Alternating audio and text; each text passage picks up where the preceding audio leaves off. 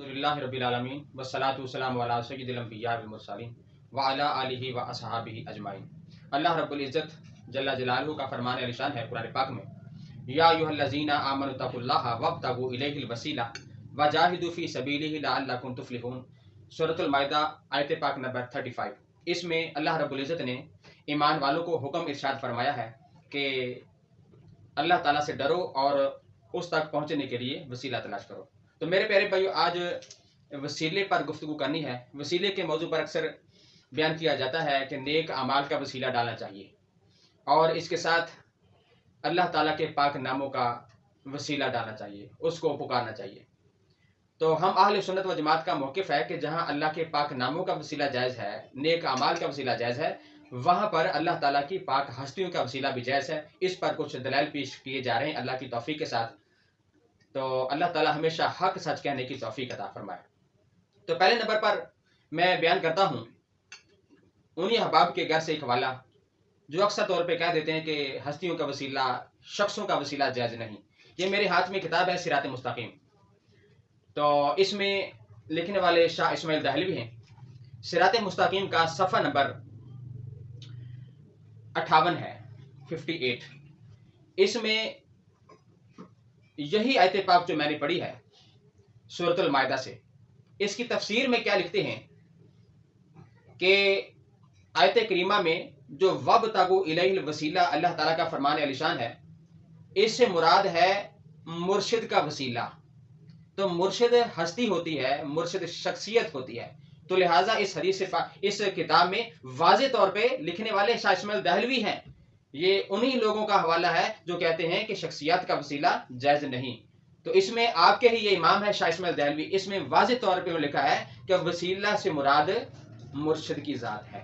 तो प्यारे दोस्तों, इसके साथ दूसरी किताब शाह वली अल्लाह मुहद्दिस दहलवी, उनकी किताब अल कौल जमील, उसमें भी यही मफहूम मौजूद है कि जो अल्लाह ताला ने वसीला डालने का हुक्म इरशाद फरमाया है, उससे मुराद है बैत मुर्शिद, कि मुर्शिद के हाथ पे बैत करना, ये वसीला है अल्लाह ताला तक पहुंचने का। तो लिहाजा ये दो हवाले कम से कम मैं अभी सरेदस्त पेश कर रहा हूँ। तो मजीद इस पर हवाला जात मौजूद हैं, बाकी टाइम के पेश नज़र मैं मुख्तसर कर रहा हूँ। मेरे हाथ में ये तफसीर है तफसीर दुर्रुल मंसूर। तो इसमें इमाम जलालुद्दीन सुयूती रहमतुल्लाह तआला अलैह एक हवाला नकल फरमाते हैं। ये पहली जिल्द है और सफ़ा नंबर 196। अल्लाह ताला के इरशाद गिरामी, वकानु मिन क़ब्लु यस्तफ्तिहूना अलल्लज़ीना कफ़रू, और वो लोग इससे पहले फतह मांगा करते थे।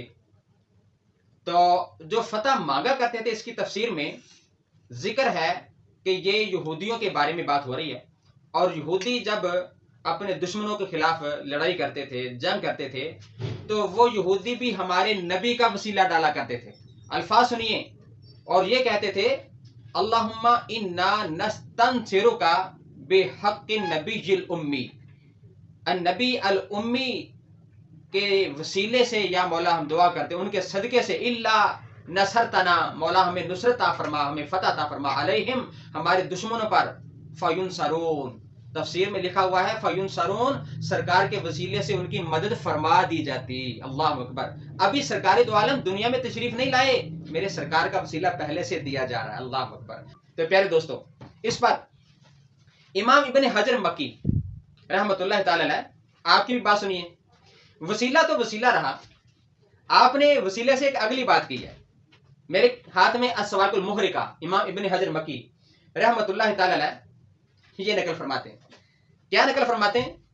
अपनी इस किताब में अस्सवाकुल मुहरिका में 12 इमामों में से जब हजरत इमाम अली रजा का तज़किरा शुरू होता है, वहां पर लिखते हैं कि जब हजरत इमाम अली रजा रज़ियल्लाहु ताला अन्हु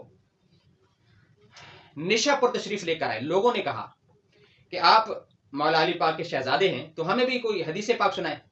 आप फरमाते हैं कि हदीस पाक सुनाऊंगा, पहले सनद सुनिए, पहले सनद सुनिए, तवज्जो से सुनिए, आप ही सनद सुनिए। हजरत इमाम अली रजा पाक फरमाते हैं, ये जो मैं हदीस पाक सुनाने लगा हूँ, ये हदीस पाक मैंने अपने अब्बा जान हजरत मूसा काज़िम से सुनी है, सुभान अल्लाह रज़ियल्लाहु अन्हु। और उन्होंने हदीस पाक अपने अब्बा जान हजरत इमाम जाफर सादिक पाक से सुनी है। और उन्होंने हदीस पाक अपने अब्बा जान हजरत इमाम बाकर पाक से सुनी है। और उन्होंने हदीस पाक اپنے ابا جان امام زین العابدین سرکار سے سنی ہے، اور انہوں نے حدیث پاک اپنے والد گرامی امام حسین پاک رضی اللہ تعالیٰ عنہ وسلام اللہ علیہ، اور انہوں نے مولا علی پاک سے سنی ہے، مولا علی نے کملی والے مصطفیٰ سے سنی ہے، اور آگے مزید یہ سند جاری ہے، فرمایا مصطفیٰ کریم نے جبریل امین سے سنی ہے، اور جبریل امین نے وحدہ لا شریک سے سنی ہے، سبحان اللہ۔ اور آگے کیا فرمایا کہ سنو میرا اللہ تعالیٰ کیا فرماتا ہے، فرمایا لا الہ الا اللہ حسنی، اللہ تعالیٰ فرماتا ہے لا الہ الا اللہ میرا قلعہ ہے، جو میرے قلعے میں داخل ہو گیا وہ کبھی بھی دوزخ میں نہیں جائے گا۔ یہ حدیث پاک مکمل کی۔ اب آگے سنیے عقیدہ امام احمد بن حنبل، جن کے شاگردوں میں ایک شاگرد حضرت سیدنا عبد القادر جیلانی سرکار کا نام آتا ہے، اتنے بڑے امام ہیں۔ تو امام احمد بن حنبل فرماتے ہیں اس حدیث پاک کی سند اتنی طاقتور ہے، اتنی بابرکت ہے، فرمایا لو قرأت ھذا الاسناد المجنون لا بری من الجنہ، فرمایا اس سند کے نام اتنے بابرکت ہیں۔ اب وسیلے سے اگلی بات کر رہے ہیں، فرمایا اس سند کے اسماء گرامی اتنے زبردست ہیں اور اعلیٰ قسم کے ہیں کہ اگر میں کسی مجنوں کے قریب کھڑے ہو کر صرف یہ نام مبارک پڑھ دوں تو اس کو بھی شفا ہو جانی ہے۔ اللہ اکبر۔ یہ اسواق المحرقہ میں امام ابن حجر مکی درج فرماتے ہیں عقیدہ حضرت امام احمد بن حنبل کا رحمۃ اللہ تعالی علیہ۔ تو پیارے دوستو، اب یہ کتاب نسیم الریاض ہے امام خفاجی رحمۃ اللہ تعالی علیہ کی، یہ میرے پاس تیسری جلد ہے، عربی والی جلد ہے، یہ پرانا نسخہ ہے جو ٹائپ رائٹر سے پرانے زمانے میں لکھا جاتا تھا۔ تو اس میں فتویٰ ہے حضرت امام مالک کا، سنیے حضرت امام مالک کا کیا عقیدہ ہے وسیلے کے بارے میں۔ یہ استاذ مدینہ ہے۔ جب لوگوں نے پوچھا حضور جب مدینہ میں حاضری ہو تو کعبے کو منہ کرنا ہے کہ سرکار کے مزار کی طرف کرنا ہے؟ یہ تیسری جلد میرے پاس امام خفاجی رحمۃ اللہ تعالی علیہ کی شفا شریف کی شرح ہے، اس میں امام مالک کا فتویٰ لکھا ہوا ہے۔ تو کیا فرمایا، لوگوں نے جب پوچھا کہ منہ کس طرف کرنا ہے، فرمایا بل استقبلہ، اپنا چہرہ حضور کے مزار کی طرف کر، واستشفع، اور سرکار سے شفاعت مانگ۔ آگے دلیل کیا دی، فرمایا انہ وسیلتک و وسیلۃ ابیک آدم علیہ السلام، سرکار کے مزار کی طرف چہرہ کر کے دعا مانگا کر اور وسیلہ مانگا کر، سرکار کی شفاعت مانگا کر، کیونکہ یہ تیرا بھی وسیلہ ہے، تیرے باپ حضرت آدم علیہ السلام کا بھی وسیلہ ہے۔ یہ ہے عقیدہ حضرت امام مالک رحمت اللہ تعالی علیہ کا۔ اللہ اکبر۔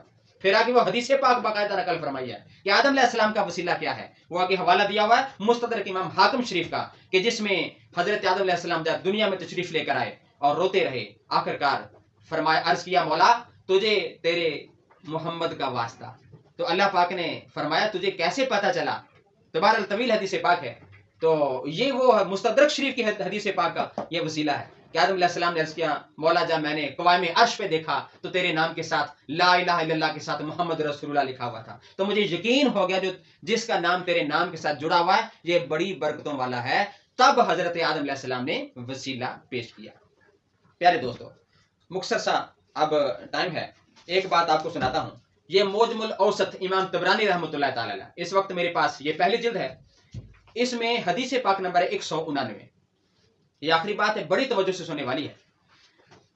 نبی پاک صلی اللہ علیہ وسلم کے زمانے کی بات ہے، کہتے ہیں مردوں کا وسیلہ نہیں ڈالنا چاہیے، اگر ڈالنا ہے تو کم سے کم زندوں کا ڈالنا چاہیے۔ ارے غور تو کرو، وسیلہ اللہ کے دربار میں زندوں کا ہو یا پیارے مرحومین کا ہو، اللہ کی پاک ہستیوں کا ہو، اس میں کیا فرق ہے؟ نہیں، مردوں کا نہیں ڈالنا چاہیے۔ سنیے ذرا حدیث پاک 199 موجم اوسط، جب مولا کائنات حضرت علی پاک رضی اللہ تعالیٰ عنہ کی والدہ محترمہ جن کا نام حضرت فاطمہ بنت اسد ہے انتقال کر گئی، میرے سرکار نے قبر مبارک کھودی، قبر بنا کے فاضطجع فیہ، میرے سرکار خود لیٹ گئے اس میں، اور صحابہ کرام ساتھ کھڑے ہیں اور اللہ تعالیٰ سے دعا کی، اللہ الذی یحیی و یمیت، وہ اللہ ہے جو زندہ ہے، قائم ہے اور وہ فوت نہیں ہوتا، وہو حی لا یموت، وہ زندہ ہے، لا یموت، فوت نہیں ہوتا۔ اور پھر یہ تعریفیں کرنے کے بعد فرمایا اغفر لأمی فاطمہ بنت اسد، مولا میری ماں فاطمہ بنت اسد کو بخش دے، اور فرمایا ووسع علیہا مدخلا، قبر کو وسیع فرما دے۔ اور آگے سنیے الفاظ، بے حق کے نبی کا والانبیاء الذین من قبلی، یا مولا تجھے تیرے پاک محمد کا واسطہ اور ان پاک نبیوں کا واسطہ جو مجھ سے پہلے گزر گئے۔ ایک ہی لائن میں جو نبی حاضر موقع پر ہیں ان کا بھی وسیلہ ڈالا جا رہا ہے، اور جو مزارات میں چلے گئے سرکاری دو عالم ان کا بھی وسیلہ ڈال رہے ہیں۔ یارو ایک بات ہے، سرکار کو وسیلے کی کون سی ضرورت ہے؟ نبی پاک کی تو ہر دعا اللہ تعالیٰ قبول فرماتا ہے، تو یقین ہونا چاہیے نبی پاک علیہ السلام کو وسیلے کی ضرورت نہیں ہے، لیکن امت کے لیے سبق دیا ہے کہ تیرے نبی نے خود اپنا بھی وسیلہ ڈالا ہے، پاک نبیوں کا وسیلہ بھی ڈالا ہے۔ اللہ تعالیٰ کے دربار میں دعا ہے یا مولا کریم ہم سب کو ہمیشہ ہمیشہ سچ بات کہنے کی اور اس پر عمل کرنے کی توفیق عطا فرمائے۔ وما علینا الا البلاغ۔